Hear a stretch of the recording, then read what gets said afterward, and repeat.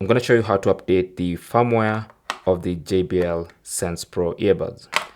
Now, this is very simple. Make sure the case is open and the earbuds are connected to your phone. And then you want to go and find the JBL headphones app. Now, if you don't have it, you need to go ahead and install it and set it up.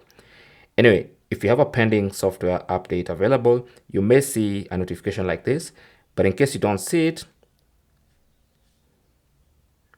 you can simply tap on Other in the menu at the top there. And then under that, you will see Support. Tap on that, and that's where you can find the option for the software update. So you want to tap on that. You can see the new available update. Simply tap on Update, and that's going to download the update files and send them via Bluetooth to the headphones. So all you have to do now is just wait for this process to finish up. And once it's done, you should be good to go. Thanks for watching. Don't forget to like and subscribe, and good luck.